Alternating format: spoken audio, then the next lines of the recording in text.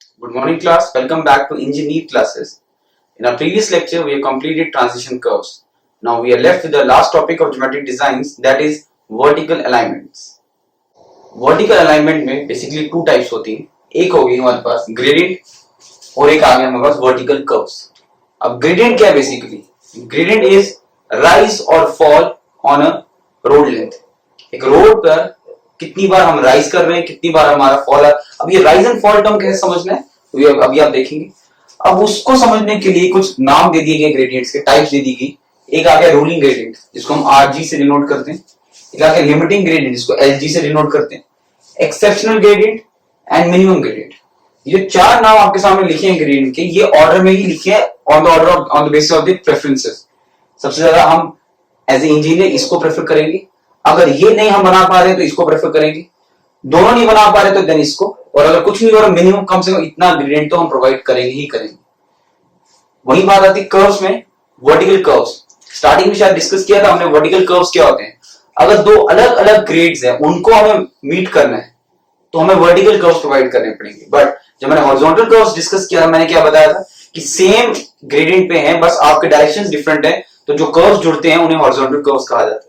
और वर्टिकल में क्या कहेंगे? अगर अलग अलग दो ग्रेडियंट पे हैं उनको मीट करवाना है तो हमें वर्टिकल कर्व्स प्रोवाइड करने पड़ेंगे. वैसे इनमें दो टाइप्स आती है. एक आता है समिट कर्व. समिट कर्व का एक नाम है क्रेस्ट कर्व. वैली कर्व और सैग कर्व, ये दोनों इसी के अंडर आते हैं. अब एक एक करके हम डिस्कस करते हैं टर्म को. कि सबसे पहले डिस्कस करेंगे ग्रेडियंट्स को, देन हम आएंगे वर्टिकल कर्व्स की तरफ. स्टार्ट करते हैं ग्रेडियंट के साथ. तो हमने पहले भी डिस्कस किया ग्रेडियंट बेसिकली क्या है. इट इज राइज और fall along the length of the road. आप रोड पे जा रहे हो आगे, क्या एकदम से राइज आ रहा है या फॉल आ रहा है, उसे हम ग्रेडियंट बोलते हैं. इस तरह से ये चीज ग्रेडियंट है. और जैसे हम लिखते हैं 1 in n, this is gradient. तो या तो ये राइज हो सकता है या फॉल हो सकता है. तो जैसे कोई भी चीज होगी उसे ग्रेडियंट नाम दिया जाएगा. अब सबसे पहली टाइप थी जो रूलिंग ग्रेडियंट. तो मैंने पहले भी आपको बताया रूलिंग ग्रेडियंट कौन सा है, सबसे बेस्ट वाला. ऑर्डर में हमने वही बनाया था, बेस्ट वाला. तो रूलिंग ग्रेडियंट सबसे पहले हम क्या लिखेंगे, यहां आप देख सकते हो. It's a maximum gradient which designer wants to provide to vertical profile of the road, hence also known as designer gradient. मतलब सबसे बेस्ट. अगर आपके पास, ध्यान से देखना कुछ पॉइंट्स, कॉस्ट तो कोई इशू नहीं है, डिपेंड किस पे करता है वो तो आगे की बात है. कॉस्ट का कोई इशू नहीं है. हर एक डिजाइनर की पहली प्रेफरेंस होती है कि वो ऐसा ग्रेडियंट प्रोवाइड करे. Maximum gradient which designer wants to provide to a vertical curve या vertical profile of the road is also known as designer gradient. It depends upon topography, design speed and cost. Main ये factor आता है cost का. But अगर आपके पास cost का एक issue आ रहा है तो आप ये नहीं प्रोवाइड करोगे, इसलिए कौन सा प्रोवाइड करोगे वो पता होना चाहिए. तो दूसरा हमारे पास है लिमिटिंग ग्रेडियंट, जो सेकंड प्रेफरेंस आती है हमारे पास. It is cheaper than ruling gradient provided when the cost of the construction from ruling gradient is tremendously high. अगर आपको आइडिया लग गया कि इससे बनने वाला रोड, इतना ग्रेडियंट प्रोवाइड करने वाला रोड हमारे लिए हमारे बजट से बाहर जा रहा है या हमारा एस्टिमेट को खराब कर रहा है, तो हम इसकी जगह सेकंड प्रेफरेंस रखनी होगी तो हम किसे देंगे, लिमिटिंग ग्रेडियंट को.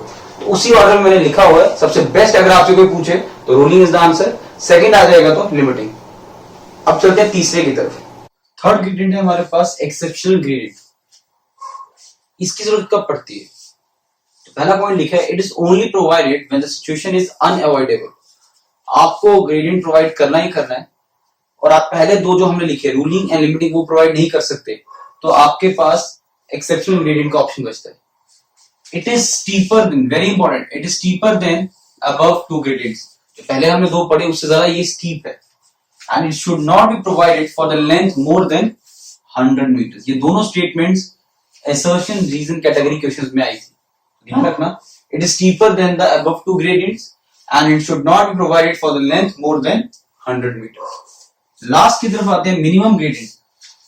हमें कम से कम कुछ तो कुछ प्रोवाइड करना ही करना है.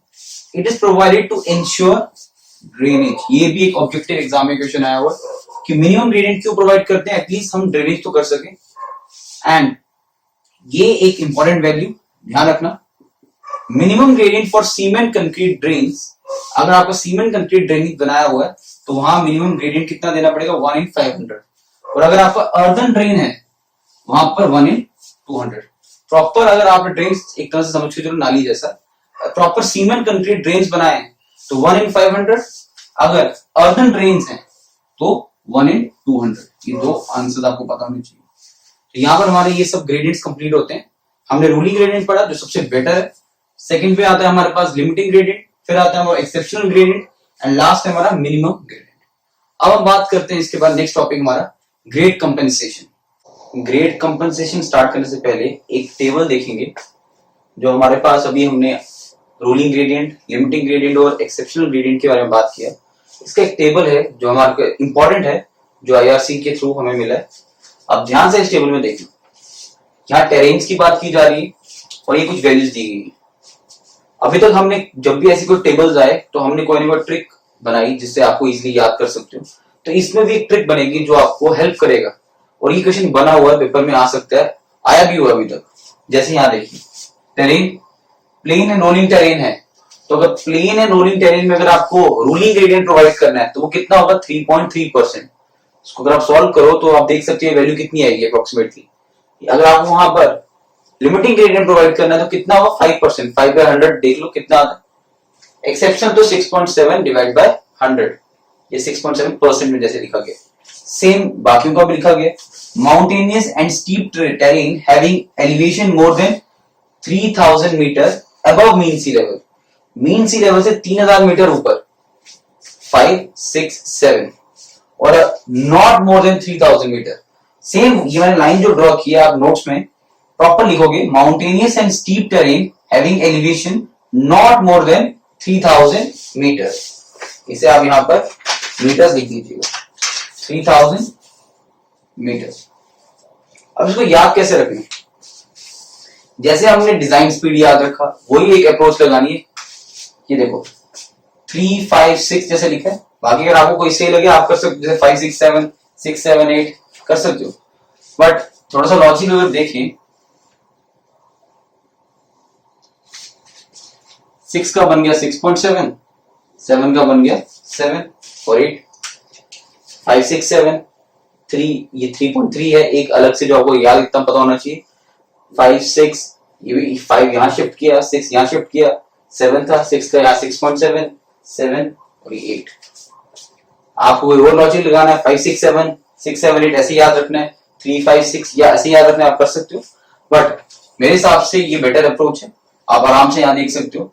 तो ये एक टेबल था जो पूछ सकते हैं आपसे, सीधे डायरेक्टली पूछेगा कि प्लेन एंड रोलिंग टेरेन अगर है तो बताओ रूलिंग ग्रेडियंट की क्या वैल्यू है, तो आपको पता होना चाहिए answer is 3.3%। Mountainous and steep terrain having elevation more than 3000 metre above mean sea level, तो रूलिंग ग्रेडियंट वहां प्रोवाइड करेंगे तो वैल्यू कितनी है पता होना चाहिए। तो आपको हमेशा ये टेबल फॉर्म करना आना चाहिए, ये तो आपको याद रहेगा आप कैसे लिख रहे हो, पहले अबव फिर नॉट मोर देन। इसको याद रखने के लिए यही सिंपल जो फंडा सबसे बेस्ट जो मैंने बताया, आप इसको ऐसे याद रखो। तो यहां हमारा ये टेबल कंप्लीट हो गया। अब लिखते हैं हम ग्रेड कंपनसेशन, बहुत इंपॉर्टेंट है। एक टाइम था जब ये टॉपिक सिर्फ ईएस पे पूछा जाता था एंड ज्यादा गेट में आ गया था, बट अब ये क्वेश्चन आपको फ्रीक्वेंटली एसएससी जेई में भी मिलता है, स्टेट एग्जाम्स में भी मिलता है। बहुत इंपॉर्टेंट है, इंटरेस्टिंग भी है। इसको इस तरह समझना आपने, पहले तो ये चीज है कि वर्टिकल में हम पढ़ रहे हैं बट इसका लिंक हॉरिजॉन्टल कर्व के साथ। आप कभी इस तरह की कोई चीज इमेजिन करो कि आपका एक ग्रेडियंट आ रहा है और ग्रेडियंट के बाद जहां ग्रेडियंट खत्म हो रहा है इमीडिएटली एक हॉरिजॉन्टल कर्व आ रहा है उसके आगे, तो क्या होगा, आपकी गाड़ी को एक फोर्स फील होगी जिसको हम ट्रैक्टिव फोर्स बोलते हैं, जिसको एक पुल लगेगा बाहर की तरफ। ये सेंट्रीफ्यूगल वाली बात नहीं हो रही, ट्रैक्टिव फोर्स होती है जो आपकी गाड़ी को आपके पास से बाहर खींचती है। अब आईआरसी ने बोला कि अगर आप इस चीज से बचना चाहते हो तो आपको कुछ ग्रेड के साथ कंपनसेट करना पड़ेगा। तो उस चीज को हम grade compensation and compensated gradient, दो टर्म्स हम डिस्कस करेंगे। तो पहले एक बार डिस्कस कर लेते हैं। When there is a horizontal curve, not vertical curve, तो हम स्पेशली बात किसकी कर रहे हैं, हॉरिजॉन्टल की, वर्टिकल की नहीं। इन एडिशन टू ग्रेडियंट, जहां ग्रेडियंट खत्म होता है उसके बाद, then there will be increased resistance to the tractive force, very important, tractive force। Due to curve and gradient, एक रेजिस्टेंस ज्यादा मिलेगा इस फोर्स को। In such cases IRC has suggested to compensate the grade। IRC ने बोला थोड़ा सा grade की वैल्यू को कम कर देते हैं। कितना कम करना है वो आपके लिए क्वेश्चन है। अब जो मैं लिखने जा रहा हूं उसको ध्यान से मार्क करना इंपॉर्टेंट है। ये grade compensation is equal to, कितना ग्रेड कंपनसेट करेंगे, 30 प्लस R बाय R और 75 by R। 30 plus R by R और 75 बाय R, इनमें से जो वैल्यू भी मिनिमम होगी हम उसको एक्सेप्ट कर लेंगे। R क्वेश्चन में गिवन होगा 30 प्लस R बाय R और 75 बाय R, आपको ग्रेड कंपनसेशन मिल जाएगा। इतना ग्रेड कंपनसेट करना है। बट उसके बाद फाइनली जो आपका कंपनसेट करने के बाद जो ग्रेड की वैल्यू बनती है वो बोली जाएगी कंपनसेटेड ग्रेडियंट। ये दोनों टर्म्स में बहुत डिफरेंस है, ध्यान से, इसमें और इसमें बहुत डिफरेंस है। ये ग्रेड में कितना कंपनसेट कर रहे हैं हम, ये वो वैल्यू बताएगा। जैसे 1% कम कर रहे हैं तो उसके बाद जो ग्रेड बन रहा है उसे बोला जाता है compensated gradient. That is equal to, इसे क्या बोलेंगे, जो भी आपको चल रहा हो ग्रेडियंट, मान लो जैसे रूलिंग ग्रेडियंट माइनस जो आपने ग्रेड कंपनसेट किया, उसको मैं चेंज कर देता हूं, ruling gradient minus grade compensation. जो भी क्वेश्चन में जितना भी रूलिंग ग्रेडियंट होगा उसमें से आपने जितना कंपनसेट किया, दोनों में से मिनिमम वैल्यू वो माइनस कर दो। ध्यान से देखना, वेरी इंपॉर्टेंट। अगर ये वैल्यू आपकी कौन सी, कंपनसेटेड ग्रेडियंट की वैल्यू, अगर ये वैल्यू आपकी 4% से कम आती है, 4 लाइक 3.7%, 4% से कम आती है 3.9%, तो उस वैल्यू को एक्सेप्ट नहीं किया जाएगा। IRC के अकॉर्डिंग कंपनसेट करने के बाद भी एटलीस्ट उसकी वैल्यू 4% होनी चाहिए। मतलब अगर कभी भी हमारी वैल्यू 4% से कम आती है तो वो मार्क नहीं करेंगे, हम मार्क करेंगे क्या, 4%। बट अगर ये वैल्यू आपकी 4% से ज्यादा आती है तो वो हम मार्क कर सकते हैं।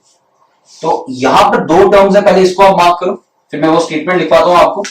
दैट ग्रेड कंपनसेशन अगर पूछेगा निकालने को 30 प्लस R बाय R और 75 by R whichever is minimum, और यहां से जो वैल्यू आएगी कंपनसेटेड ग्रेडियंट वहां से आप निकाल सकते हो, तो ये वैल्यू आ गई।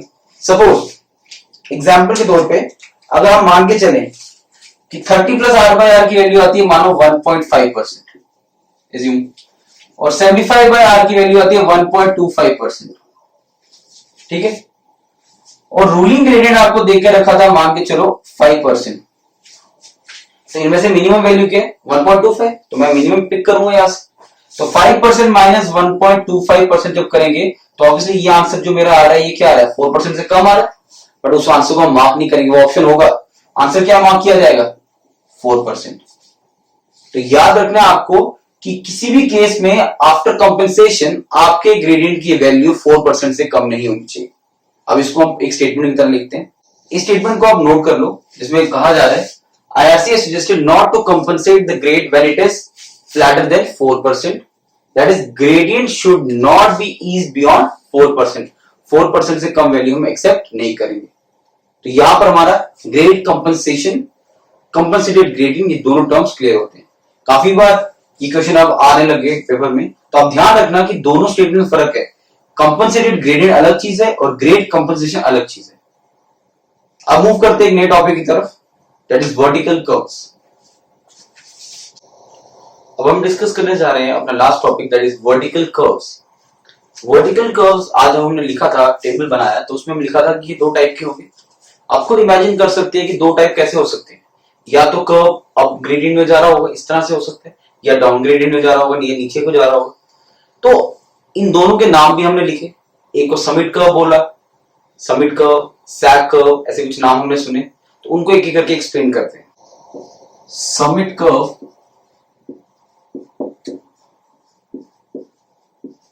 इसको एक और नाम बोला जाता है crest.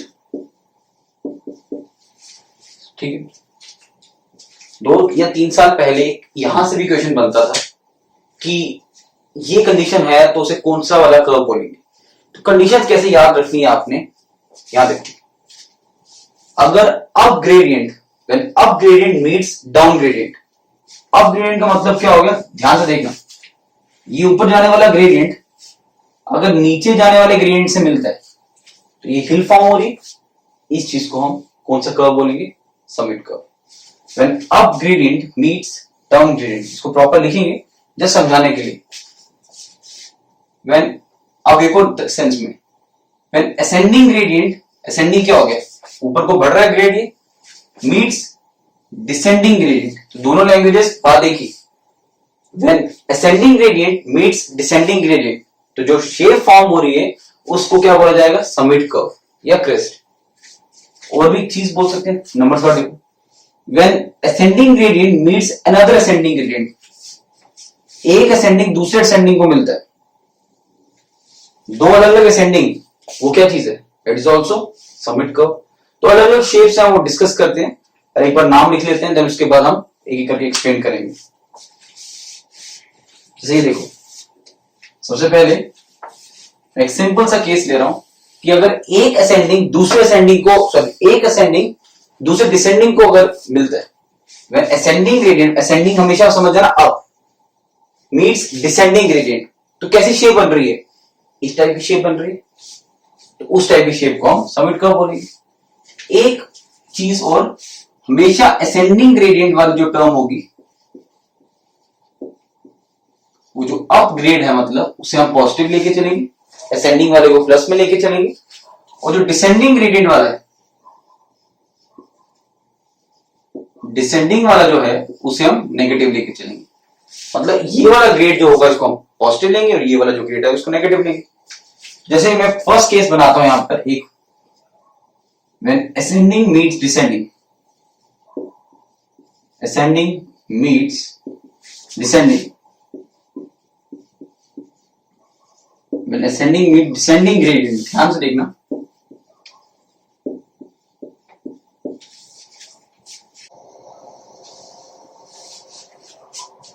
Ascending gradient meets descending gradient.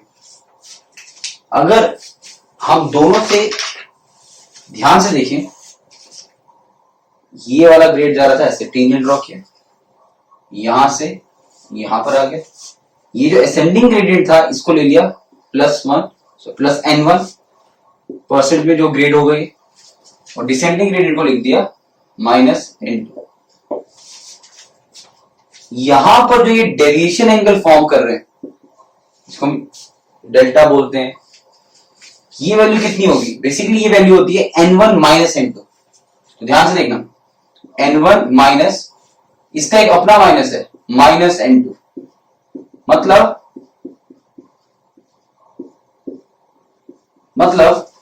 When ascending gradient meets descending gradient, तो हमारा जो डेविएशन एंगल होता है वो वैल्यू कितनी होती है, इसको कैपिटल N से भी डिनोट करते हैं कभी कभार, n1 प्लस दोनों के सम के बराबर होते हैं, ऐसा क्वेश्चन भी आता है।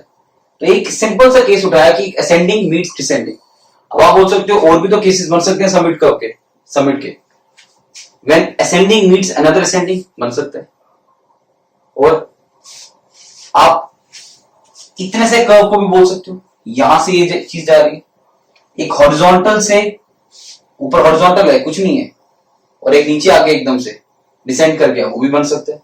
तो वो कुछ फिगर्स हैं वो बनाएंगे, पहले इसी फिगर को एनालाइज करो, तो यहां से क्वेश्चन बनता है। जो मैं क्वेश्चन की बात कर रहा था पेपर में ये आया था, when ascending meets descending gradient, तो किस टाइप का कर्व है, तो आंसर ऑप्शन समिट भी था, वैली भी था, तो आपको ध्यान रखिए। इस फिगर को अगर ऑब्जर्व करें तो हमारे पास 2-3 यहां स्टेटमेंट्स आती हैं। पहली स्टेटमेंट, जब जब आपके पास समिट कर्व बनेगा तब तक आपका जो पॉइंट ऑफ वर्टिकल इंटरसेक्शन बनेगा, जैसे जिसको ये पॉइंट जो होता है, पॉइंट ऑफ वर्टिकल इंटरसेक्शन जो बनेगा वो आपका इस कर्व के ऊपर बनेगा। अब एक फिगर से आप शायद नहीं जज कर पाओ, मैं 2-3 फिगर और बनाऊंगा, फिर से रिपीट कर रहा हूं।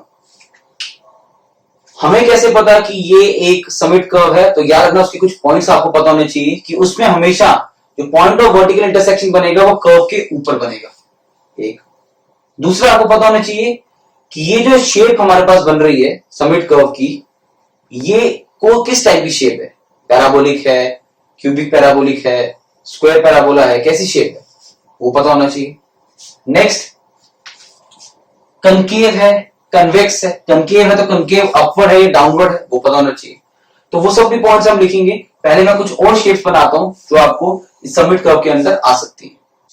कुछ और शेप्स देखते हैं हम अपने समिट कर्व की। जैसे मैंने फर्स्ट केस लिखा है बोथ असेंडिंग, एक असेंडिंग के बाद एक और असेंडिंग अगर आए, तो अगर आप इन एंगल की बात करें, यहां पर जो एंगल फॉर्म हो रहा है ये असेंडिंग है तो मतलब ये प्लस n1, ये भी असेंडिंग है तो मतलब ये plus n2।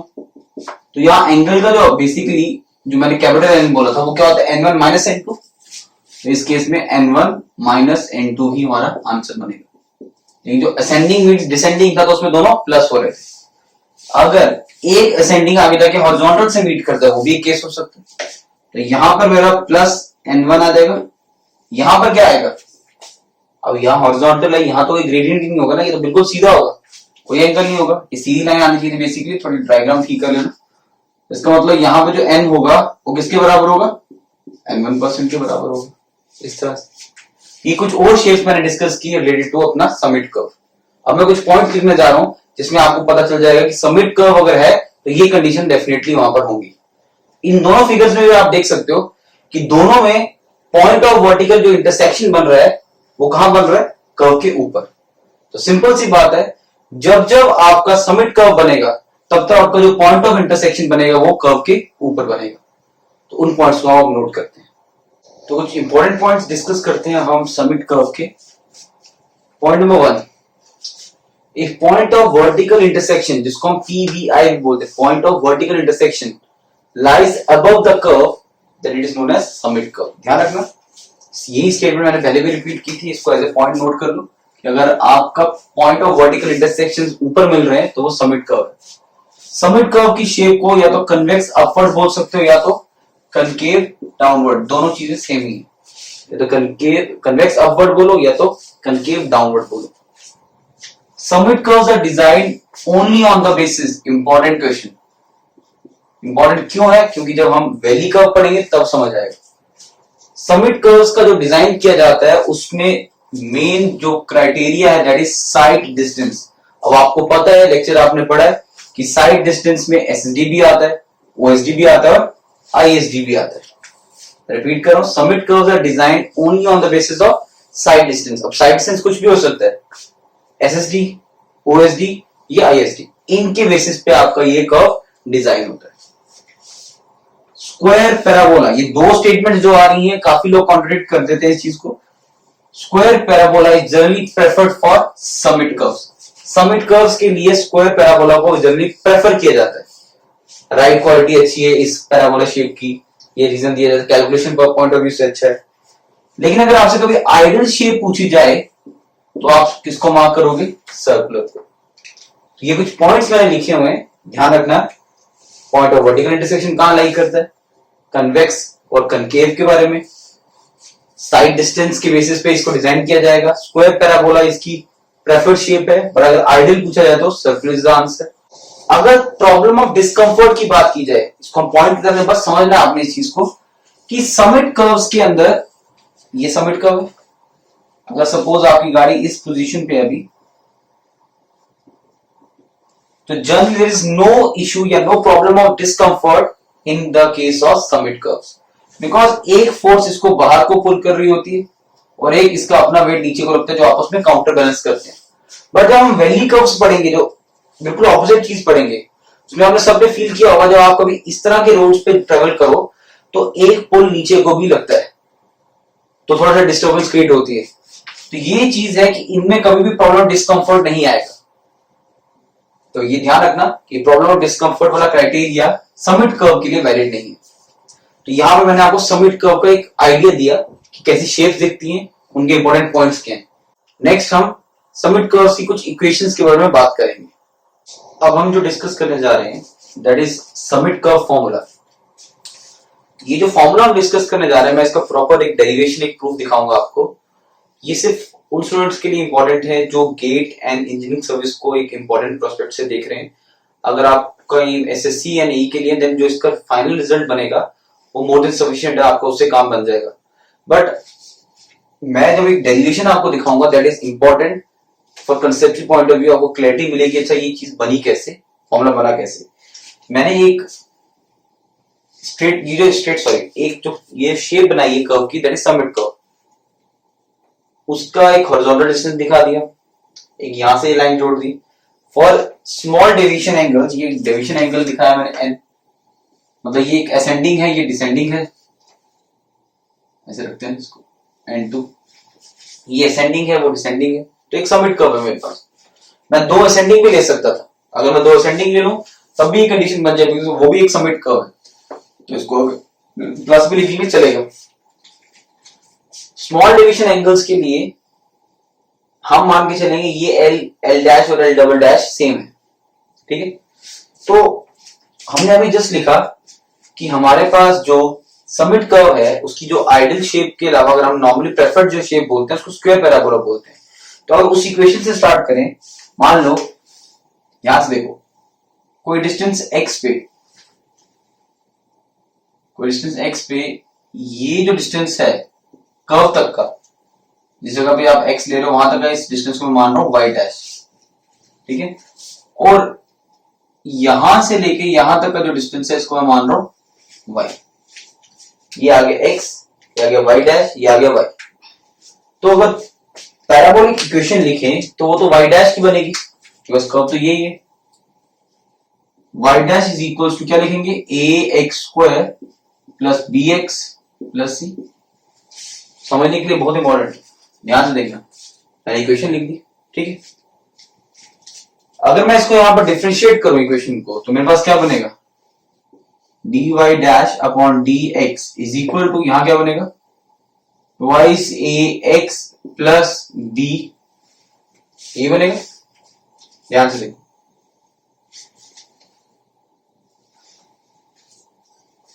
Eight x equal to 0, यहां पर एट x इक्वल टू 0, जब x यहां पर, मतलब बिल्कुल जब ये स्टार्ट ही नहीं हुआ था समिट कर्व, तो dy dash upon dx dash is equal to क्या वैल्यू आ रही है, सॉरी dx b के बराबर आ रहा है, फिर x0 पुट करेंगे, ये वैल्यू b के बराबर आएगी। dy डैश भी भूल जाएगा, dy बाय dx बेसिकली क्या है, y अपॉन x बेसिकली क्या होता है, y अगर ये डिस्टेंस है वर्टिकल, x ये डिस्टेंस है, तो ये एक तरह से आपको ग्रेडियंट ही दे रहा है। तो ये वैल्यू बेसिकली इस जगह पर ये कौन सा ग्रेडियंट है, n1।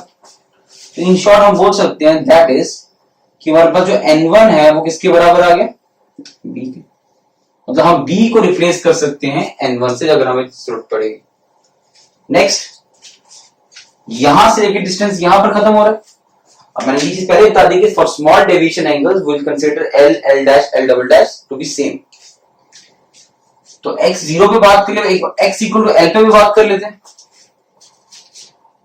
Eight x equals to L,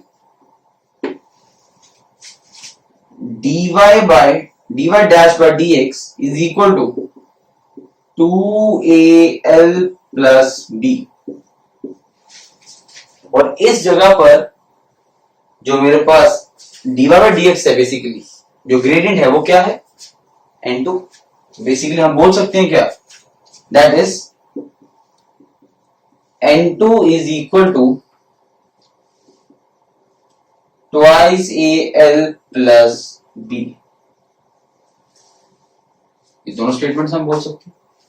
इसको इक्वेशन नंबर 1 लिख देते हैं, इसको इक्वेशन नंबर 2, ठीक है।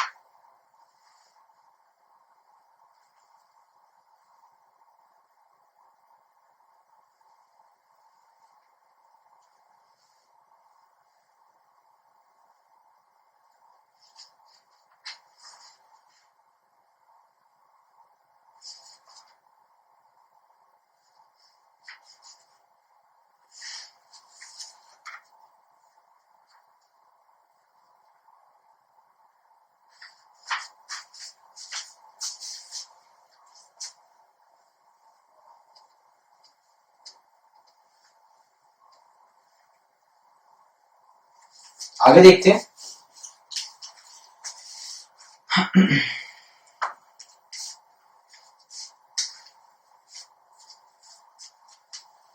यहां पर अगर हम देखें तो मैंने जो इक्वेशन लिखी है N2 is equals to twice a l plus b, और इस बी की जगह मैं क्या लिख सकता हूं, N1। N2 is equal to twice a l plus N1, तो देयरफॉर हम बोल सकते हैं N2 minus N1 upon twice L is equal to what, A।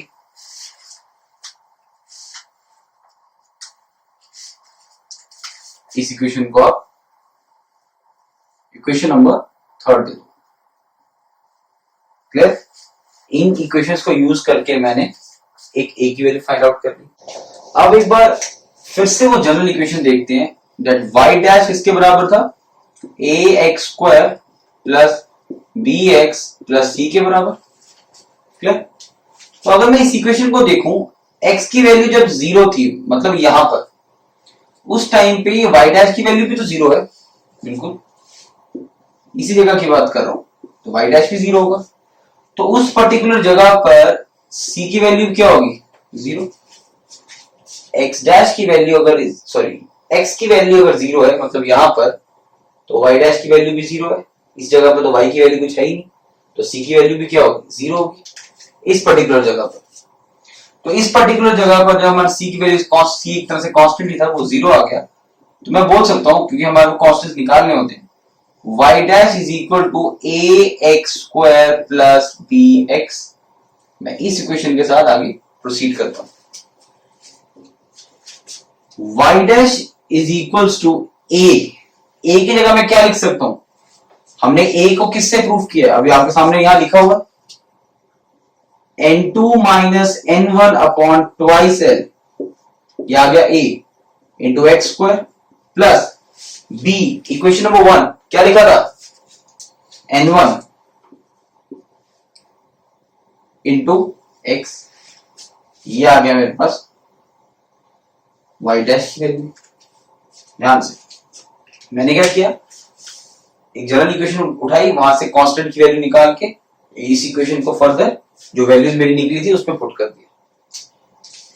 अब ध्यान से देखो, इंपॉर्टेंट स्टेप है ये, इसको मैं मार्क कर लेता हूं, इक्वेशन नंबर 4 लिख देते हैं। यहां देखो, समिट कर्व तक से समिट कर्व्स और हॉरिजॉन्टल तक के डिस्टेंस को हमने y डैश बोला और ये ऊपर वाले डिस्टेंस को हमने y बोला। अगर मुझे ये y कैलकुलेट करना है, ध्यान से देखो, अगर मुझे ये y कैलकुलेट करना है तो मैं क्या करूंगा, इस पूरे में से अगर मैं ये y डैश माइनस कर दूं तो मुझे क्या मिल जाएगा, y। ये इस तरह से हम बात कर रहे हैं,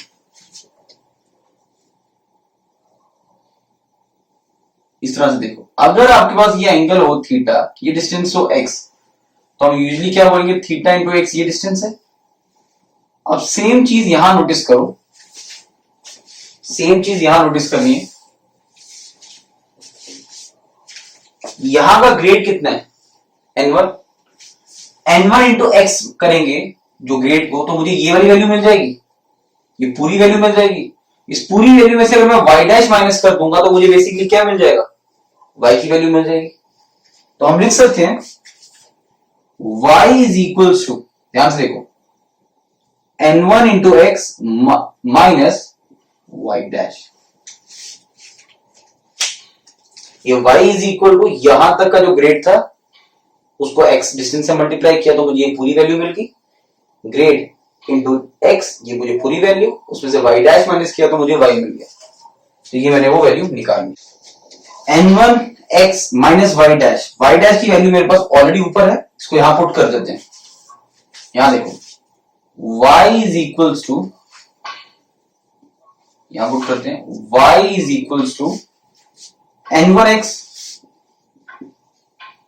माइनस y डैश की पूरी इक्वेशन पुट कर देते हैं, N2 minus N1 whole divided by twice L into x square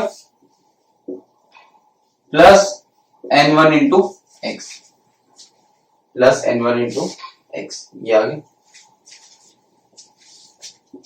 अगर इस इक्वेशन को ध्यान से देखें तो अगर सॉल्व करने की कोशिश करें, ये टर्म और ये टर्म जो है हमारे पास बेसिकली यहां पर, सॉरी माइनस था तो ये भी टर्म मेरे पास माइनस हो जाएगी, माइनस हो जाएगी। तो ये टर्म और ये टर्म हमारी कैंसिल आउट होगी। ध्यान से देखना ये माइनस कैसे हो, यहां पे एक माइनस था, ये टर्म भी माइनस में, ये टर्म भी माइनस में, तो माइनस माइनस। तो पीछे जो y की इक्वेशन मिल रही है मुझे, y is equal to minus n2 minus n1 x square whole divided by twice l। तो y इज इक्वल टू, इसको लिख सकते हैं ना n1 minus n2 upon twice l into x square. n1 क्या था, माइनस n2। यूजुअली जनरली हम इसको क्या बोलते हैं, कैपिटल है, n1 माइनस n2 यही होता है। अब आपको n1 माइनस n2 ऐसे नहीं याद रखना, जो एक्चुअल कंडीशन होगी उसके हिसाब से। अगर ये प्लस में होगा तो इसको प्लस में, अगर ये डाउन में तो इसका माइनस अपना एक और लगेगा। अगर ये भी, ये वाला साइड ग्रेडियंट भी अप में होगा तो n1 माइनस फॉर्म लेगा, प्लस n2 होता है, जैसे भी समझाया था। बट इस जनरल टर्म को हम किससे रिप्लेस कर सकते हैं, n से। तो देयरफॉर, यहां मैं उसको फाइनल इक्वेशन लिख रहा हूं, therefore y is equal to nx square upon twice l। Very important, आप एंड में ये चीज हमारे लिए इंपॉर्टेंट है। बट आपको यहां पर काफी स्टूडेंट्स को ये गलती लगती है, ये चीज क्लियर कर लेना, ये y जो डिस्टेंस है ये क्या है, ये वाला डिस्टेंस है। वेरी इंपॉर्टेंट, काफी लोग यहां पर गलती करते हैं, ये इक्वेशन याद रखते हैं। आपको बोला जाएगा, ध्यान से देखना, at x equal to 5 metre, बताओ मुझे उस टाइम पे समिट की वैल्यू कितनी थी, वर्टिकल वैल्यू कितनी थी। तो क्या लोग सोचते हैं अच्छा n निकाल लेंगे, l है हमारे पास, एक्सपोर्ट करते y निकलेगा।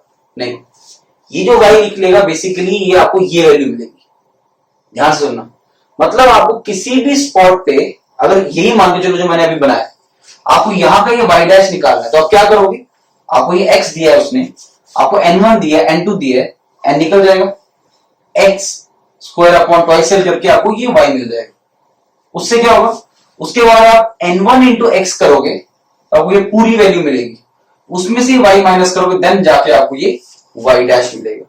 तो ये जनरल y की इक्वेशन है जो ये वाला डिस्टेंस है, क्लियर, ना कि ये y डैश की इक्वेशन है। तो इसमें काफी ध्यान रखना पड़ता है, एक बार इस चीज को फिर से आप देख लेना। तो हम इस इक्वेशन पे यहां पर y पे रुक रहे हैं, तो अभी इसके आगे की टर्म हम बाद में डिस्कस करते हैं। तो कैसी ये चीज बनी, एक बार आप गो थ्रू कर रहे हो इस चीज को, y is equal to nx square upon twice l कैसे आया।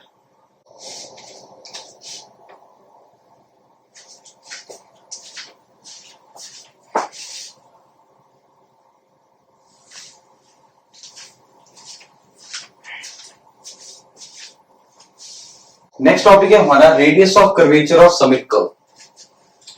Radius of curvature of summit curve, curvature का एक स्टैंडर्ड फॉर्मूला है जिसको हम लिखते हैं d square y upon d x square whole divided by 1 plus d y by d x का होल स्क्वायर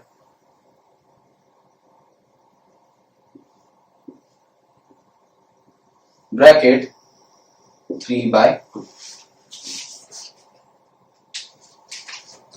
ये कर्वेचर का एक फॉर्मूला है, स्टैंडर्ड फॉर्मूला है।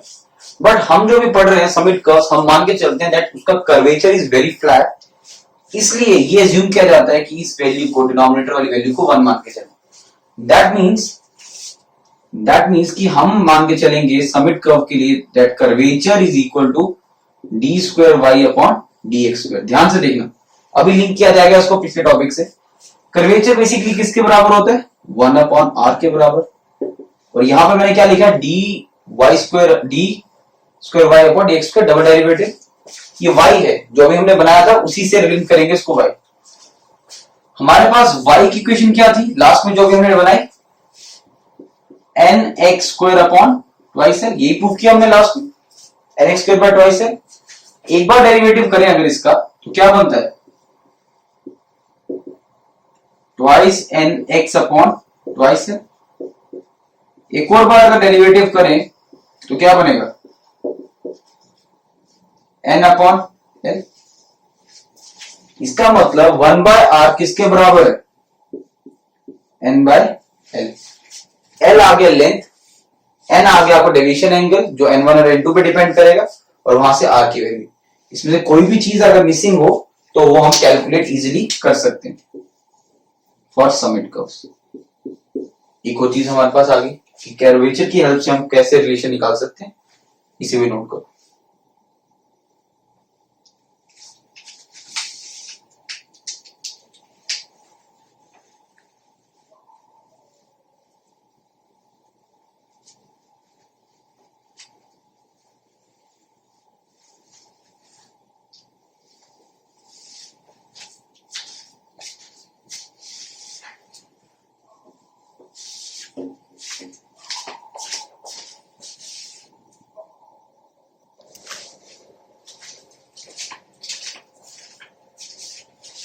अब बात करते हैं highest point on the summit curve के बारे में।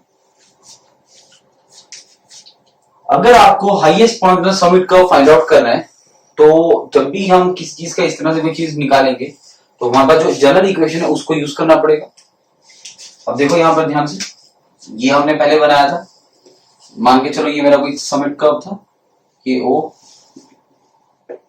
यहां तक का जो डिस्टेंस था इसको मैंने एल मान लिया, यहां तक ये आ गया एल डैश और ये एल डबल डैश। क्लियर?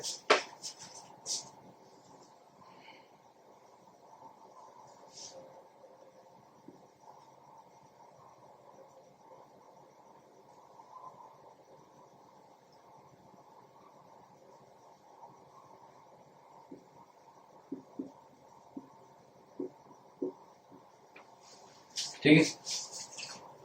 अब किसी पर्टिकुलर डिस्टेंस पे, मान लो ये x डिस्टेंस पे, ये मैंने आपको बताई थी वैल्यू कितनी होगी, इसको हम y डैश से डिनोट करेंगे, और इस वैल्यू को हम किससे डिनोट करते हैं? y से। ठीक है। तो मुझे highest point of the summit curve चाहिए। जो समिट कर्व तो मेरा ये है ना, ये लाइन है। अब इससे पहले जो मैंने डायग्राम बनाई थी उसको देखना, उसमें ज्यादा अच्छे से दिखेगा। तो अगर इसका हाईएस्ट पॉइंट सपोज, अभी इसका तो यहां पर हाईएस्ट पॉइंट जहां पर है, तो वो तो इस y डैश वाली इक्वेशन से जाएगा, ना कि इस y वाली से। क्लियर? मुझे highest point on the summit curve चाहिए। तो मैंने जो इक्वेशन आप चेक कर सकते हो पीछे बनाई थी, तो y डैश की इक्वेशन बना के रखी थी n2 minus n1 upon l square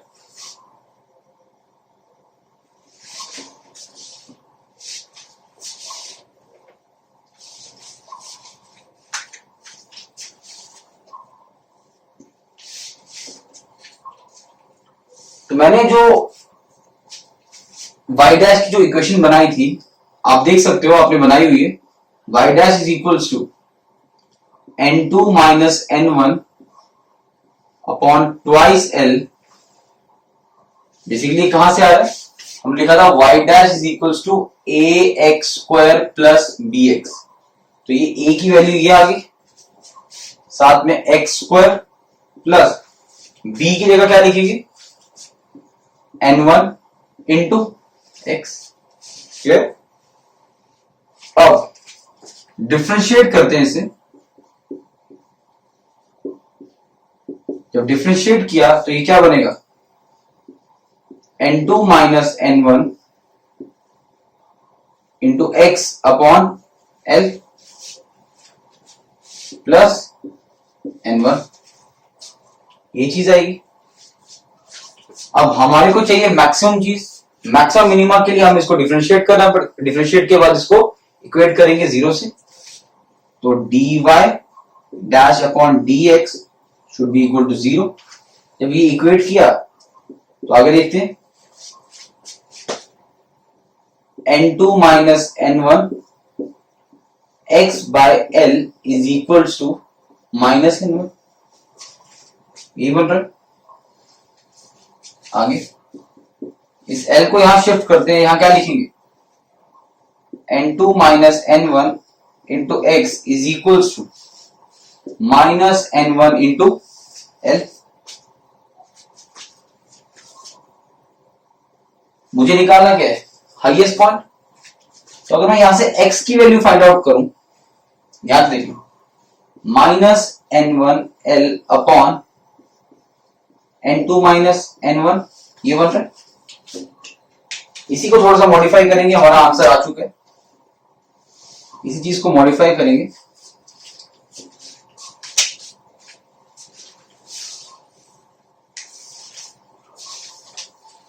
अगर इसको मैं यहां लिख रहा हूं ऊपर, अगर इसको ऐसे लिखें that x is equal to minus n1l upon minus common n1 minus n2, minus और ये माइनस कैंसिल आउट हो गया, n1 माइनस n2 मतलब जनरली वो n की ही बात हो रही है, कैपिटल n की। तो मैं यहां से x की वैल्यू क्या बोल सकता हूं, n1l अपॉन कैपिटल N। इसका मतलब क्या हो, आपको बोला जाए, इसको मार्क कर लेते हैं इंपॉर्टेंट, कि highest point of the summit curve निकाल के दो, तो आपने क्या करना है, अब ग्रेडियंट, पहला वाला gradient n1 into complete length से मल्टीप्लाई किया, डिवाइड बाय डेविएशन एंगल, मतलब दोनों का जो डिफरेंस बनता होगा वो लिया, तो वो आपको एक ऐसा x की वैल्यू दे देगा, x मतलब ऐसा हॉरिजॉन्टल डिस्टेंस बता देगा, जिस हॉरिजॉन्टल डिस्टेंस के कॉरेस्पॉन्डिंग जो वर्टिकल डिस्टेंस होगा वो हाईएस्ट पॉइंट का समिट कर्व होगा, मतलब अगर वर्टिकल निकालना होगा तो हम सीधे इस x से क्या बता सकते हैं कि इतने डिस्टेंस फ्रॉम O मेरा highest point on the summit curve. Clear? मैं क्या रिपीट कर रहा हूं, फिर से एक बार देख लेना, कि अगर आपको क्या बोलते हैं कि बताओ highest point on the summit curve कहां पर है, तो आप सीधे बताओगे at distance x from O मेरे को हाईएस्ट पॉइंट मिल जाएगा अपना समिट कर्व का। ये चीज मैंने वो डिराइव की, वेरी इंपॉर्टेंट। तीन तरह के फॉर्मूला हमने डिराइव किए। सबसे पहले हमने क्या डिराइव किया, एक इक्वेशन बनाई y के रिलेटेड, उसके बाद हमने क्या किया, एक रेडियस का आपको रिलेशन बताया, रेडियस ऑफ कर्वेचर का, एंड तीसरा मैंने आपको एक x का रिलेशन बता दिया। तीनों इंपॉर्टेंट है, हर एग्जाम टू एग्जाम कहां इक्वेशन इंपॉर्टेंट है, ये इक्वेशन समझना क्यों इंपॉर्टेंट था, खुद दिख जाएगा आपको ये चीज, तो इसको नोट कर लो। नेक्स्ट मूव करते हैं इसके अलग नेक्स्ट टॉपिक पे।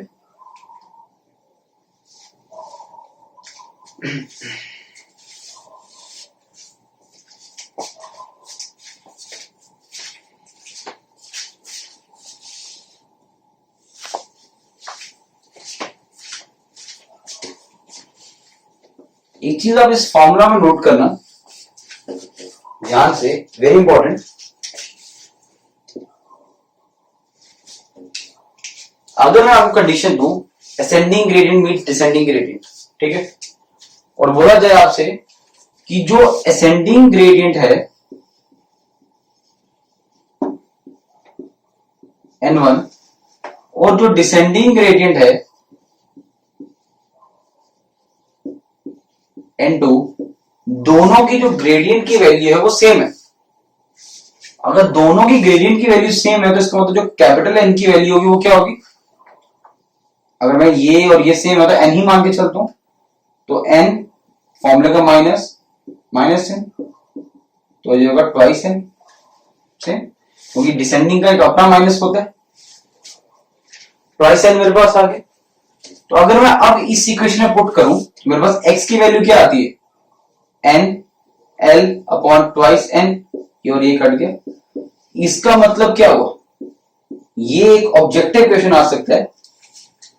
इसका मतलब क्या हुआ कि अगर आपके पास ग्रेडियंट्स की वैल्यू सेम है, उस केस में आपका जो highest point of the summit curve आएगा वो एग्जैक्टली कहां पर आएगा, आएगा at distance of l/2 from origin. Important चीज है कि अगर आपके दोनों ग्रेडियंट की वैल्यू सेम है, यही फॉर्मूला यूज करके आपको चेक कर रहा है, तो वो कहां पर लाई करेगा, एग्जैक्टली एट l/2 पे। अब डिस्कस करते हैं हम लेंथ ऑफ समिट कर्व कैसे कैलकुलेट करेंगे। समिट कर्व की लेंथ कैलकुलेट करने के लिए जो मैंने पॉइंट्स लिखाए थे आपको, इंपॉर्टेंट पॉइंट्स, उसमें एक पॉइंट लिखा था हमने कि समिट कर्व की लेंथ बेस्ड है साइड डिस्टेंस के ऊपर। अब साइड डिस्टेंस आपने पढ़े हुए, side distance topping side distance भी हो सकता है, ओवरटेकिंग साइड डिस्टेंस भी हो सकता है, या इंटरमीडिएट साइड डिस्टेंस भी हो सकता है। अब हमारे को पता है कि इन तीनों को कंडीशन को लेके चलना है और हमें लेंथ ऑफ समिट कर्व बनानी है, तो इसको फर्दर दो केसेस में डिवाइड किया गया। Case one, if length of the summit curve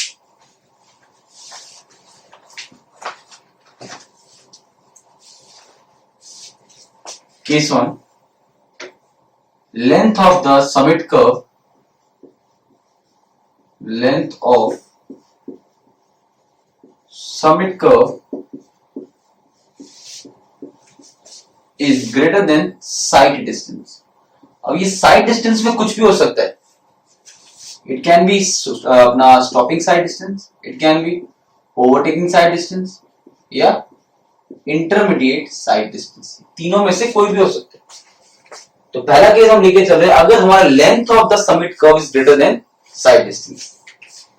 कुछ नहीं करना, वेरी इजी. एक सिंपल सा फॉर्मूला है, आपको वो फॉर्मूला पता होना चाहिए और उसी फॉर्मूले से आपको ये स्टेटमेंट कितने भी क्वेश्चन आएंगे बन जाएंगे.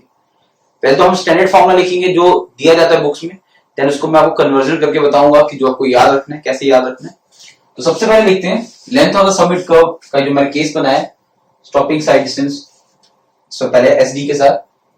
तो जनरल जो फॉर्मूला है हमारा लेंथ निकालने का, लेंथ इज इक्वल टू, ध्यान से देखो, N S square whole divided by, ये एस जो है वो ये साइड डिस्टेंस है, bracket root capital H plus root small H का होल स्क्वायर.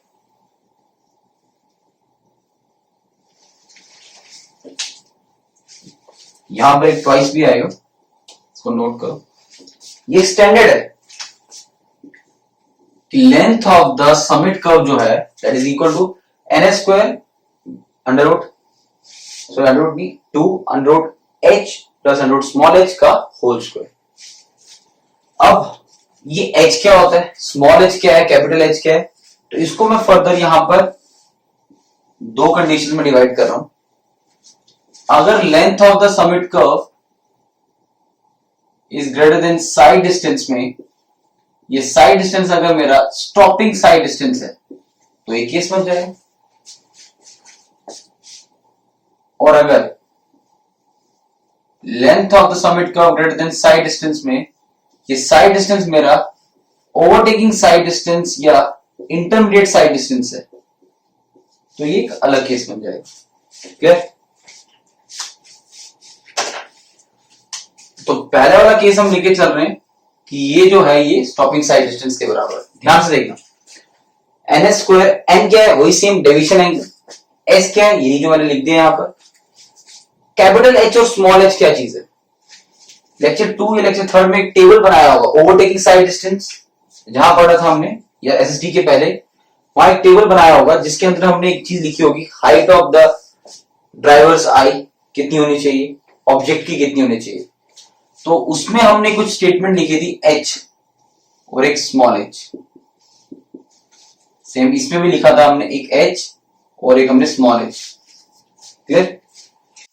ये एच क्या है और ये स्मॉल एच क्या है. जब हमने लेक्चर 2 में ये चीज डिस्कस की थी, एक टेबल बनाया था जिसमें हमने लिखा था कि height of the driver's eye above the carriage way वो कितना होना चाहिए, हाइट ऑफ द ऑब्जेक्ट कितनी दिख सकती है उसको स्टॉपिंग के केस में, एंड कितनी दिख सकती है उसको ओएसडी के केस में. ये दोनों स्टेटमेंट्स हमने लिखी हुई. तो वही वैल्यूज को हमने यहां लेके चल रहे. एच की वैल्यू आप चेक कर सकते हो, हमने क्या लिखी थी उसमें 1.2 मीटर्स, एंड स्मॉल एच की वैल्यू लिखी थी शायद 0.15 मीटर्स. आप चेक कर सकते हो इसको, 0.15 मीटर्स. इसको हम बता देते हैं यहां. तो अगर मैं ये दोनों वैल्यूज को यहां पुट करूं, इन दोनों वैल्यूज को अगर मैं यहां पुट करूं, तो मेरे पास जो वैल्यू आती है that is N S square upon 4.4.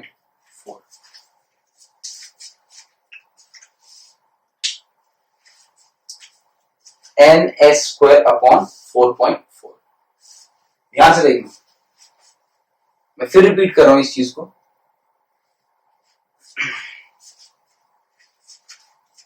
मैंने जो अपना आंसर बनाया, हमने कंडीशन स्टार्ट की, length of the summit curve is greater than sight distance. अब sight distance can be stopping, it can be overtaking, it can be ISD. General, ये हमारे पास आ गया एक जनरल फॉर्मूला. जनरल फॉर्मूला आ गया N S square upon 2 under root H plus H का होल स्क्वायर. एन आपको पता है, ऐसा आपको पता है, एच एच मैंने आपको बता दिया, हमने एक टेबल बनाया था. कैपिटल एच क्या होगा, height of the observers I above carriage और स्मॉल h क्या है, ऑब्जेक्ट कितना दिख सकता है, कितनी हाइट तक ऑब्जेक्ट उसको दिख सकता है।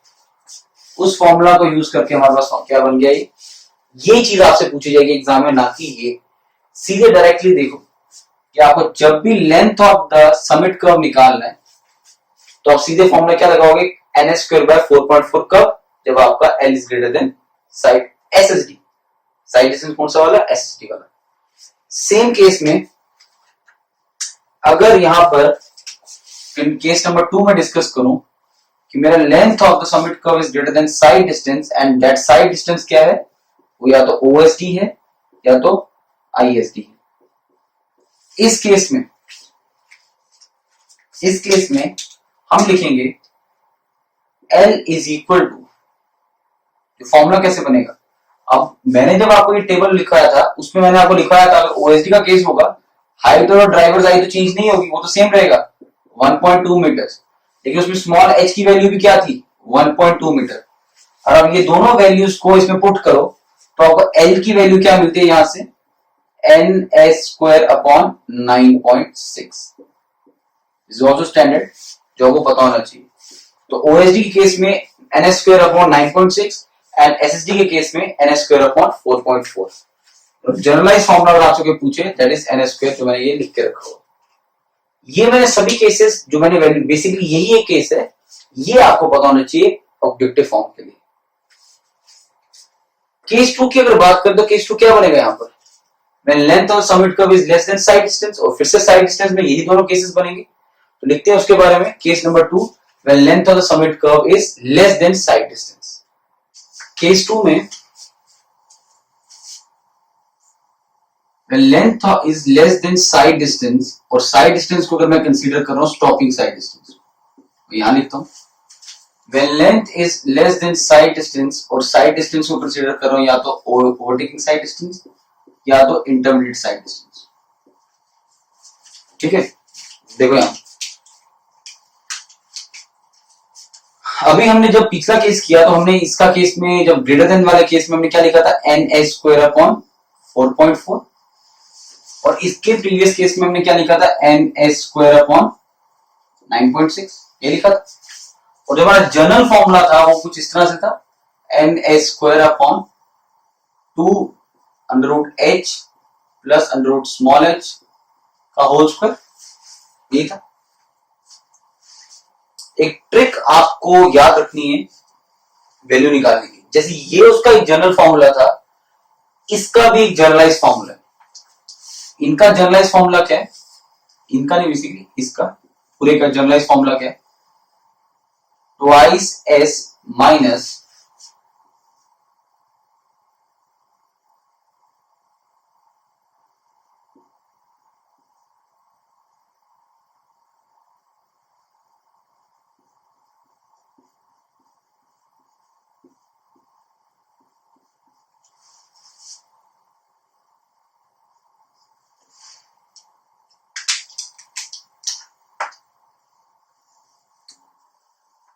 अब मैंने तो डायरेक्टली फॉर्मूला लिख दिया, बट ये फॉर्मूला बना कैसे, आपको एक ट्रिक याद रखनी है। कैसे, यहां देखो ये जो मैंने फॉर्मूला लिखा है ये मैंने पिछले केस का लिखा हुआ। अगर मैं इसको ऐसे याद रखना, इस फॉर्मूले को सिर्फ इस टर्म को s को अगर मैं डिफरेंशिएट करूं तो क्या लिखूंगा, ट्वाइस s, ये ट्वाइस s लिख दिया। जब इसको डिफरेंशिएट कर दिया उसका जो पीछे टर्म रहेगी उसको उल्टा लिख दो, माइनस करके ये टर्म लिख दो।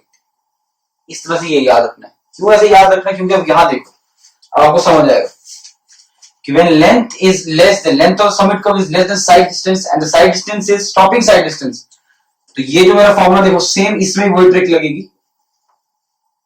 Twice s minus 4.4 divided by s square को डिफरेंशिएट करके इधर लिख दिया ट्वाइस s, बाकी जो पीछे टर्म रहेगी उसको उल्टा लिख दिया 4.4 डिवाइड बाय n।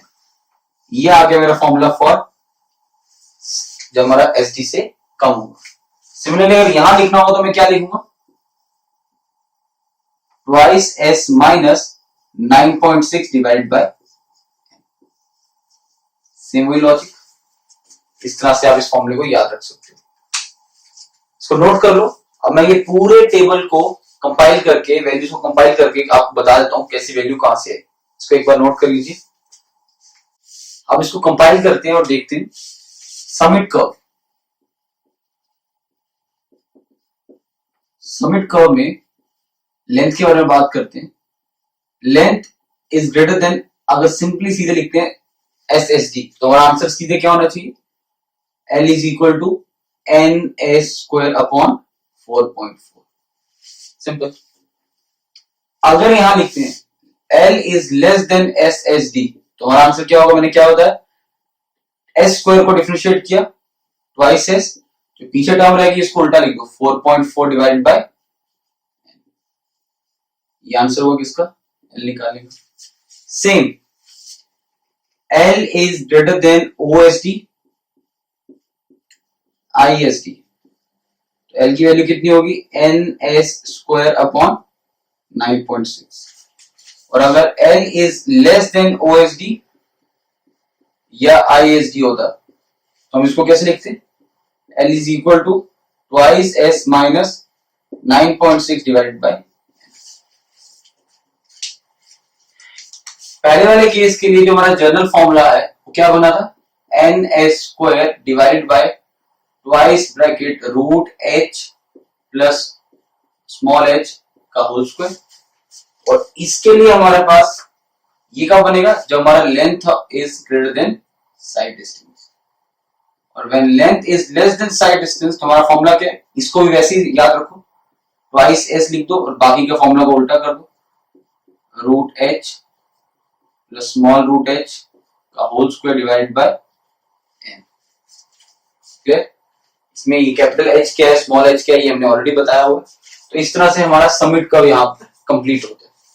अब लास्ट टॉपिक की तरफ चलते हैं। समिट कर्व के बाद जो हमारा लास्ट कर्व बचा, दैट इज वैली कर्व या सैग कर्व, उसको डिस्कस करते हैं, देखते हैं उसमें क्या है।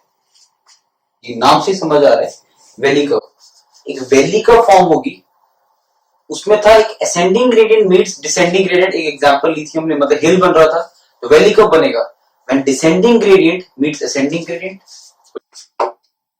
एक एग्जांपल लेते हैं, जैसे देखो ये descending gradient meets ascending gradient, descend होने वाला ग्रेडियंट अगर असेंड वाले ग्रेडियंट को मिलेगा तो वो वैली कर्व। तो अगर डिसेंडिंग ग्रेडियंट पहले आ रहा है, दैट मींस इसको प्लस तो नहीं लिख सकते, डिसेंडिंग मतलब हमें क्या लिखना पड़ेगा, -1 प्लस। और यहाँ पर -n1 लिखने के बाद यहाँ पर अगर मैं असेंडिंग की बात करूं तो क्या असेंडिंग वाले को क्या लेंगे, +n2%। अगर यहां से टेंजेंस ड्रॉ करें तो यहां से कैसे आ जाएगा, और यहां से कुछ इस तरह से आ जाएगा।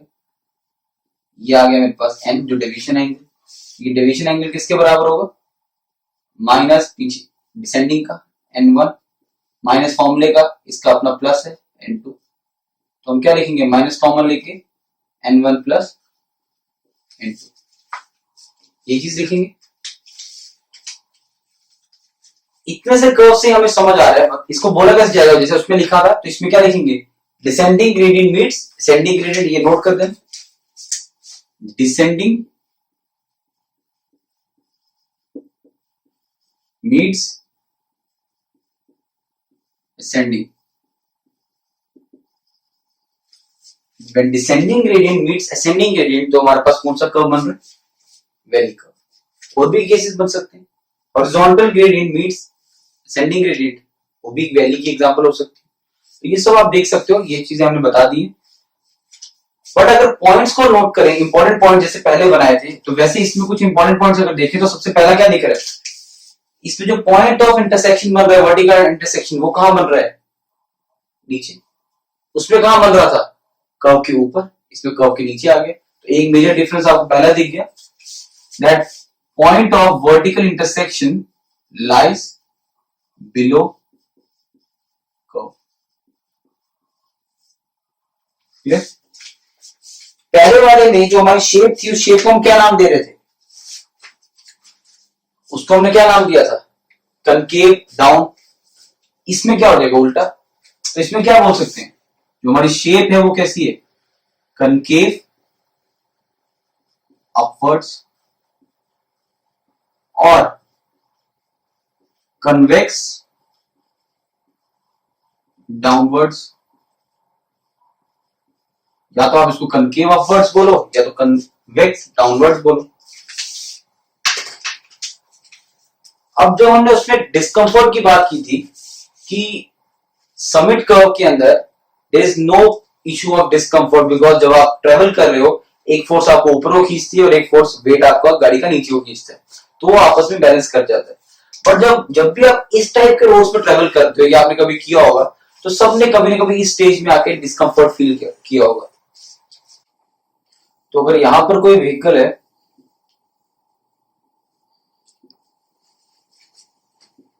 और वो ट्रेवल कर रहा है वैली कर्व में, तो उसका वेट भी डाउनवर्ड डायरेक्शन में लगेगा और उसका जो पुल लगेगा वो भी डाउनवर्ड डायरेक्शन में लगेगा।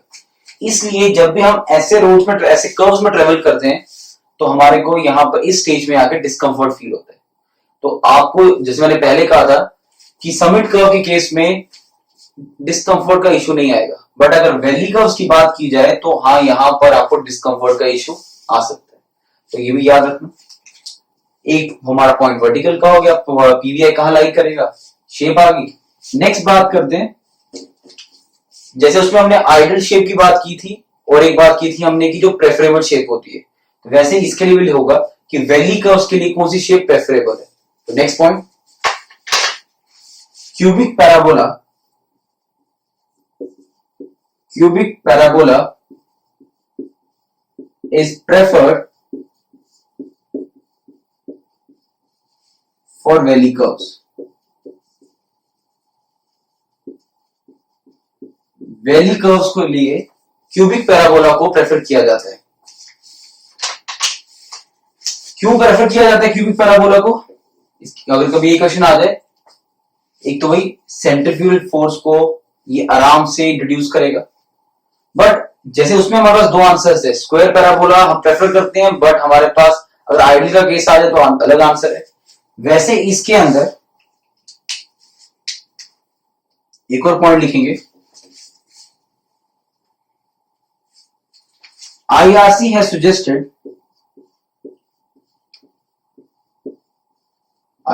suggested for square parabola,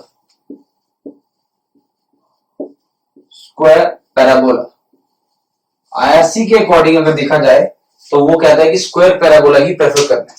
इसको भी मार्क कर लो। मैंने एक बार जो पॉइंट लिखा है आपको एक बार देख लेते हैं। Point of vertical intersection lies below the curve, shape concave upward बोल सकते हो या कन्वेक्स डाउनवर्ड बोल सकते हो। Cubic parabola is preferred for valley curves, but IRC के अकॉर्डिंग उन्होंने क्या बोला, स्क्वायर पैराबोला को प्रेफर करेंगे। अब हम बात करते हैं criteria to design valley curve. अब हम बात करते हैं criteria to design valley curve. हमने जैसे एक सिंपल सी एग्जांपल देख लेते हैं, descending gradient meets descending gradient, एक वैली कर्व आ गया। अगर कभी आपसे ये पूछ लिया जाए कि वैली कर्व की जो वैल्यू है, ये जो लेंथ है बेसिकली ये कितनी है, तो वो भी क्वेश्चन बनेगा। लेकिन उससे पहले अगर क्राइटेरिया की बात करें तो ये क्राइटेरिया को मैं इंपॉर्टेंस क्यों दे रहा हूं, इसको इंपॉर्टेंस क्यों दे रहे हैं, क्योंकि जब हमने समिट कर्व पढ़ा तो उसके अंदर हमने एक टर्म बोली थी कि वो साइड डिस्टेंस पे डिपेंड करता है, और साइड डिस्टेंस में तीनों चीजें आ जाती हैं। बट ऐसा कहा जाता है, आईआरसी ने बोला कि वैली के केस में हमारे लिए सिर्फ एक ही मेजर कंसर्न है, और वो मेजर कंसर्न है उसी को क्राइटेरिया माना जाएगा, that is headlight sight distance. जो इन शॉर्ट अगर देखा जाए, अगर आप नोट्स चेक करो और लेक्चर 2 जब हमने आपको एसएसडी पढ़ाया था, तो एसएसडी का नाम ही हेडलाइट साइड डिस्टेंस होता है। बट हेडलाइट जब बात कर रहे हैं मतलब वो बात कर रहा है एट नाइट। तो ये एक मेन क्राइटेरिया होता है इसको डिजाइन करना, ताकि रात की विजिबिलिटी अच्छी रहे, लाइट आगे से आगे तक जाए। हमेशा याद रखना, इसके अंदर ओवरटेकिंग साइड डिस्टेंस को एक मेजर क्राइटेरिया नहीं माना जाता, क्योंकि ऐसा कहा जाता है कि ओवरटेकिंग के केस में एट नाइट कोई भी गाड़ी किसी को ओवरटेक करेगी तो उसकी कोई ना कोई लाइट से उसको आइडिया लग जाएगा। बट हमारी जो गाड़ी है उसकी एक अच्छी साइड डिस्टेंस मतलब एक अच्छी लाइट होनी चाहिए, तो इसलिए वैली कर्व्स को डिजाइन करने के लिए हेडलाइट साइड डिस्टेंस को एक मेन क्राइटेरिया माना गया। यही चीज जब हमने समिट कर्व्स की बात की थी तो वहां साइड डिस्टेंस बोला गया था, और साइड डिस्टेंस के अंदर तीनों चीजें आ जाती हैं, बट अगर इसकी बात की जाए तो headlight sight distance is the right word. जो टेक्निकली देखा जाए तो क्या चीज है, स्टॉपिंग साइड डिस्टेंस ही है, बट वहां आपको वर्ड लिखा हुआ मिलेगा headlight sight distance. Important line है, इसे मार्क कर लेना। OSD is not a criteria, उसको नहीं माना जाता, बिकॉज ऐसा लेके चलते हैं कि जो भी व्हीकल होगा उसके आपको लाइट्स वगैरह बैक लाइट वगैरह से कहीं ना कहीं से आइडिया लग जाएगा। तो इसके बाद ये एक इंपॉर्टेंट पॉइंट था। एक और नोट आप लिख लीजिएगा, जो हमारा वैली कर्व होता है, यहां मैं नोट लिख रहा हूं, जो वैली कर्व है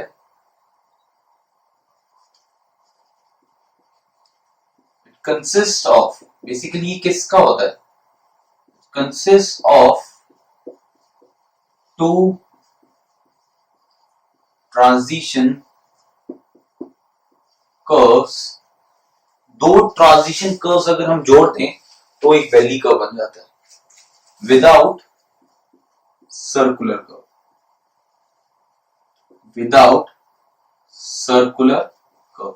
सर्कुलर की बात नहीं करेंगे, सिर्फ दो अगर ट्रांजिशंस को जोड़ दिया जाए तो जो कर्व बनेगा उसे हम वैली कर्व बोलेंगे। इसी को आगे फॉरवर्ड करके अब हम लिखते हैं लेंथ ऑफ वैली कर्व को कैसे कैलकुलेट किया जाता है, तो नोट करेंगे। Length of the valley curve की बात करते हैं, तो लेंथ किस तरह से हम अब length of the valley curve calculate कर सकते हैं, तो इसमें एक मेन क्राइटेरिया है दैट इज कंफर्ट, बिकॉज मैंने आपको बताया कि इसमें डिस्कंफर्ट के चांसेस रहते हैं जब हम वैली में ट्रेवल करते हैं। तो सबसे पहला क्राइटेरिया उठाएंगे दैट इज कंफर्ट क्राइटेरिया। अगर on the basis of comfort criteria की बात करें,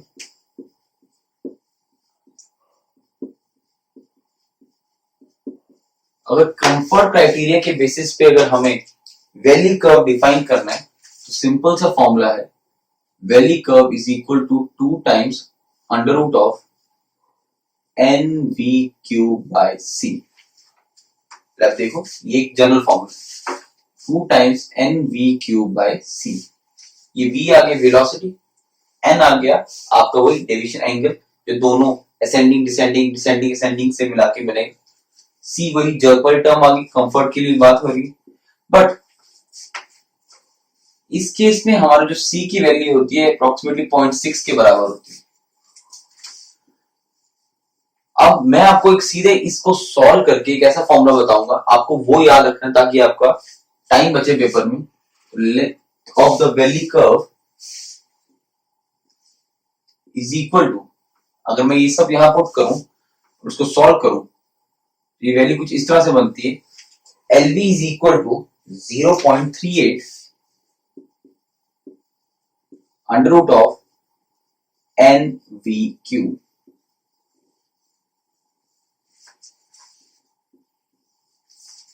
अगर मैं ये सब वैल्यू यहां पुट करके चलूं, और आपको ये याद रखना है कि ये हमेशा इस फॉर्म में, आपको ना कि ऐसी फॉर्म में। अगर ऑब्जेक्टिव आएगा तो वहां पर वो आपसे ये वैल्यू पूछ सकते हैं, पर न्यूमेरिकल पॉइंट ऑफ व्यू से आपको ऐसे याद रखना है NVQ, और जो इसमें V पुट करोगे आप, जो V पुट करोगे आप that will be kilometre per our.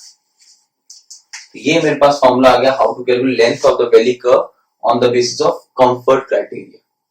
Next चलते हैं on the basis of headlight sight distance. Second है हमारे पास case on the basis of headlight sight distance. अब इसमें भी दो केसेस बनेंगे further.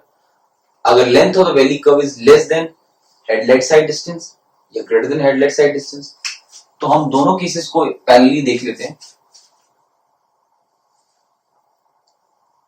Length of the valley curve greater than headlight sight distance, length of the valley curve is less than headlight sight distance.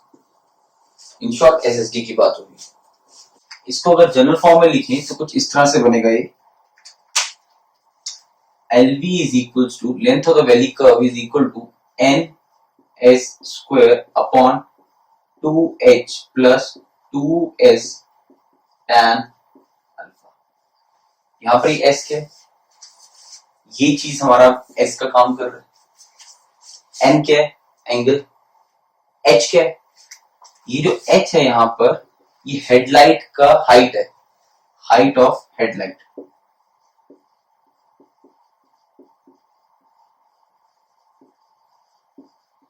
इसकी value approximately 0.75 metre. Alpha क्या है? जो beam angle बनेगा, लाइट का एंगल जो बनेगा। ठीक है, इस फॉर्म में कभी भी क्वेश्चन नहीं पूछेंगे आपसे, इस फॉर्म में कभी नहीं पूछेंगे। बस आपको इतना याद रखना है, अगर आपको ये केस आता है तो आपको इसको फर्दर सॉल्व करके जो आपकी वैल्यू बनती है, वो कुछ बनती है, length of the valley curve is equal to N square upon 1.5 plus 0.035 S.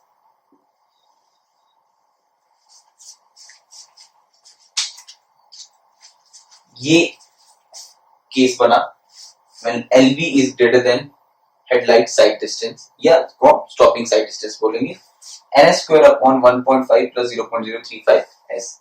ये s और ये s सेम है, ऑल्दो इस पे कभी भी ऑब्जेक्टिव नहीं बना डायरेक्टली, बहुत ही रेयर चांस है यहाँ तक क्वेश्चन बनाएंगे, बस आपको आइडिया होना चाहिए, इसलिए मैं ये चीज बता रहा हूँ। सिमिलरली जो कंसेप्ट मैंने समिट में लगाया था, एग्जैक्टली वही ट्रिक लगाओ और मुझे बताओ, जब length of the summit curve, sorry valley curve is less than headlight sight distance, तो मैंने आपको क्या बोला था, जो एस के साथ टर्म होगी उसका आप डिफरेंशिएट करो। ये कोई लॉजिक नहीं है, जस्ट एक तरीका है, ट्रिक है आपका आंसर बनाने के लिए। और इसको एस स्क्वायर को 2s लिख दिया और जो बाकी की टर्म बनी उसको उल्टा करके लिखो। जब उल्टा करके लिखोगे तो ये क्या बनेगा, 1.5 plus 0.035 S S divide by पीछे रह गया एन। ये मेरा फॉर्मूला बन गया अगर आपकी एलबी की वैल्यू एचएसडी से कम। तो ये दोनों चीजें आपको पता होनी चाहिए, इस तरह से क्वेश्चन बन सकता है। न्यूमेरिकल के चांसेस बहुत कम है इस चीज के, बस आप इस चीज का ध्यान रखना। तो मैंने यहाँ पर वैली कर्व्स के आपको दो तरीके से बताया, on the basis of comfort criteria भी बताया and on the basis of आपको हेडलाइट साइड डिस्टेंस भी बताया। उससे पहले एक और पॉइंट बताया कि वैली कर्व जो है इट इज ट्रांजिशन कर्व जो हमारे होते हैं, उन दोनों का अगर हम दो ट्रांजिशन कर्व को जोड़ दें तो वैली कर्व है। इस तरह से हमारा in short completely geometric designs खत्म हो। सो स्टूडेंट्स, हमने लास्ट टॉपिक ज्योमेट्रिक डिजाइन से कंप्लीट कर लिए। नेक्स्ट लेक्चर में हम ट्रैफिक इंजीनियरिंग स्टार्ट करेंगे। जितनी भी प्रॉब्लम्स हैं आप इसकी लगाइए, कोई भी डाउट आता है प्लीज पूछिए। Thank you so much, stay safe, stay motivated.